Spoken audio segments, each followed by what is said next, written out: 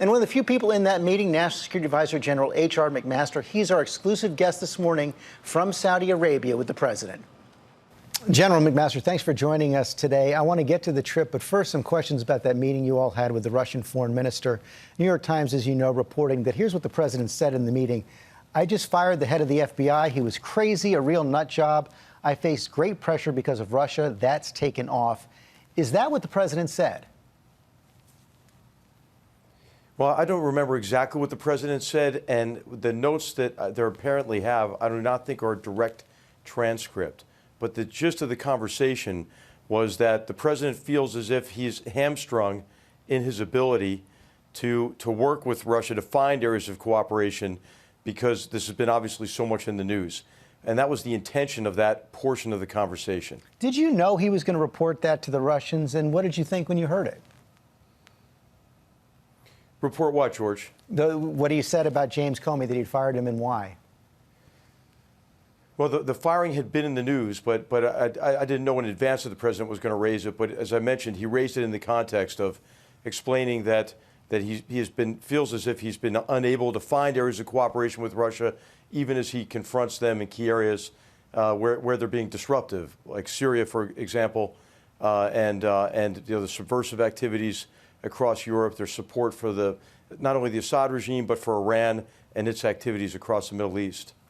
Did you understand how this might look, though, to an average American right now? You have the President of the United States telling the Russian foreign minister in their first meeting that the pressure is off because he's fired the FBI director investigating Russian interference in the campaign. Does that seem appropriate to you? As you know, it's very difficult to take a few lines, to take a paragraph out of what appear to be notes of that meeting, and to be able to see the full context of the conversation. As I mentioned last week, the really purpose of the conversation was to confront Russia on areas, as I mentioned, like Ukraine and Syria, their support for Assad and their support for the Iranians, while trying to find areas of cooperation as in the area of counterterrorism and the campaign against ISIS.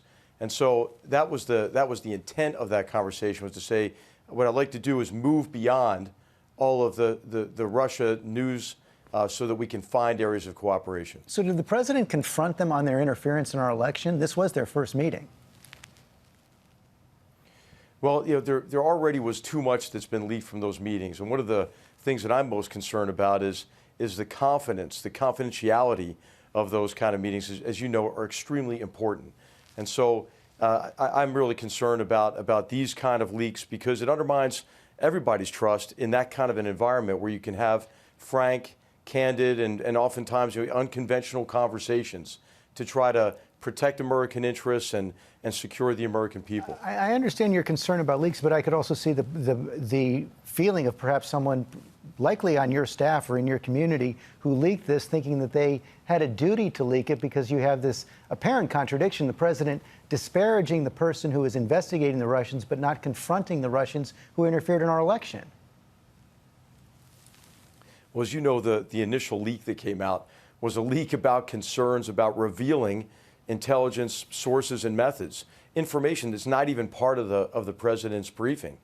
And so in a concern about divulging intelligence, they leaked actually not just the information from the meeting, but also indicated the sources and methods to a newspaper. I mean, it doesn't make sense, George. I take your point on that, although there's also the question of whether or not it was right for the president to give that information to the Russians. But I just asked a direct question.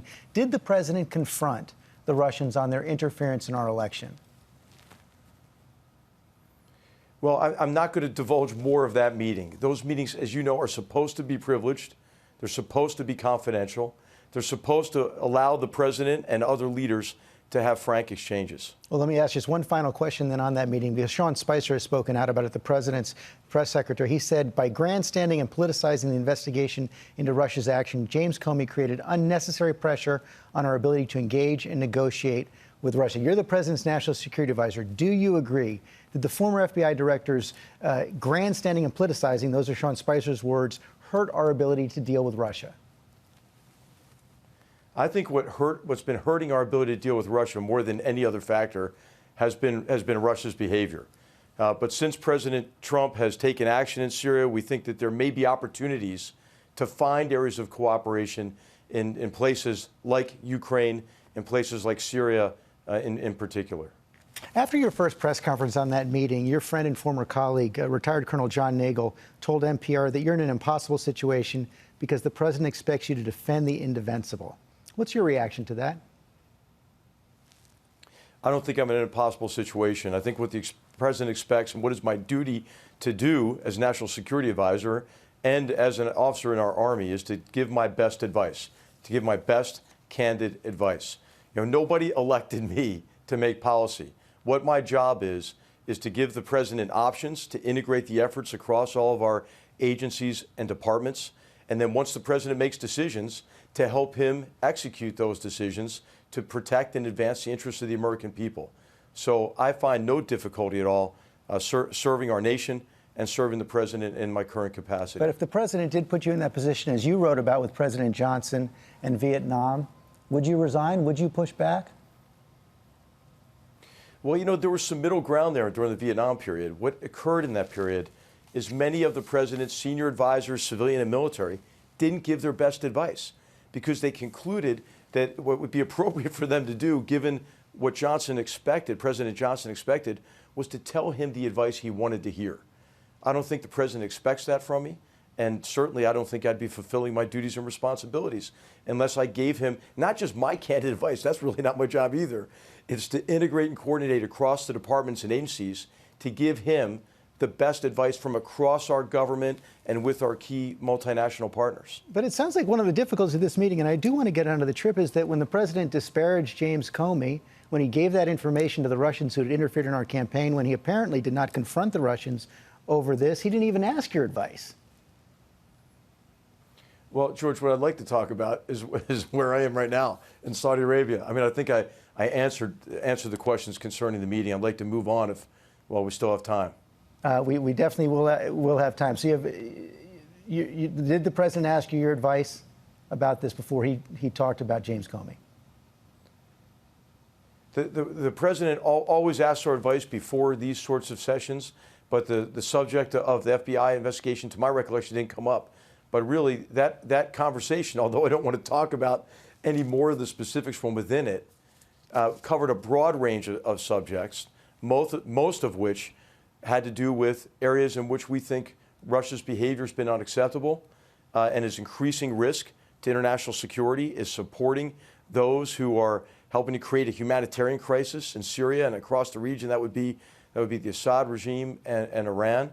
But then also look for areas where we could cooperate and begin to move toward a resolution of conflicts in Ukraine, in Syria, and then to be able to cooperate more effectively in our counterterrorism campaigns. Let's talk broadly about the goal of this trip. The president said you've had a very good start. What exactly do you want to accomplish? Well, really three main things. The first is to advance the security of the American people and to recognize that to do that, America needs allies and partners to deal with the very complex problems that we're dealing with. And of course, in this region, those are two main and interconnected problems. The problem of transnational terrorist organizations, some of which now, like ISIS, control territory and populations and resources. But then how that problem is connected more broadly to the problem of Islamist extremism and the brainwashing of youth with really an irreligious ideology that is meant to foment hatred and justify violence against innocents. And then the second problem of Iran and Iran's actions across the region, which we believe are aimed at keeping the Arab world perpetually weak and mired in a very destructive civil war. And you see that in Syria, obviously, at great human cost, but you see it in Yemen as well. You see it to a certain extent in Iraq. And so security, cooperation, counterterrorism, but also counter-extremism is a big part of it. As you know, the Saudis... The second part of it... Go ahead. No, the second part of it is economic cooperation, being able to get better access to markets, develop trade relationships, to create American jobs. There were a lot of really important signings that happened in that connection. And the third is to foster, this is just for this leg of the trip, better defense cooperation in the region and to encourage additional burden sharing, responsibility sharing with allies and partners, so Americans don't foot the full bill for security in this region and globally as well. The Saudis have been, in the past, consistent backers of extremists around the world, around the region, and around the world. Are you convinced that they're truly ready to change? Well, we're going to ask them to convince us. And so there's some very good first steps being taken with the establishment of a Center for Combating Global Extremism or Terrorist Extremism. We'll have to see what the results are.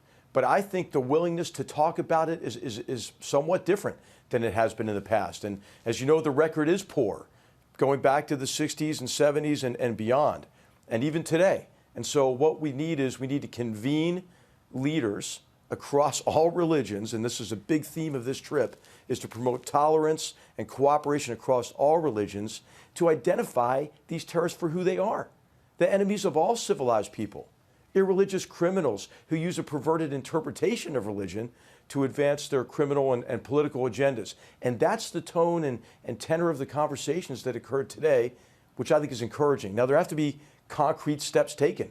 Funding has to be cut off to these madrasas and mosques that are fomenting hatred and intolerance. Funding has to be cut off to terrorist organizations through effective threat finance measures, and that's a big part of the initiative as well.